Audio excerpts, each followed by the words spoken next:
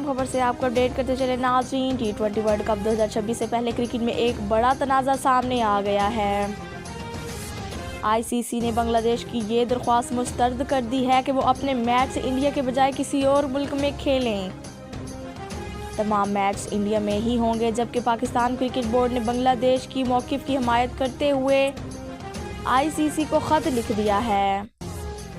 ICC ने बांग्लादेश को 21 जनवरी तक हतमा फैसला देने की डेडलाइन दी है और अगर फैसला ना आया तो वर्ल्ड कप के शेड्यूल पर असर पड़ सकता है। अब देखना ये है कि बांग्लादेश क्या फैसला करता है, क्योंकि ये खबर आने वाले दिनों में क्रिकेट की दुनिया का रुख बदल सकती है। नाज़रीन, ये थी आज की अहम अपडेट। जैसे इस हवाले से कोई खबर सामने आई हम आपको फौरी अपडेट करेंगे।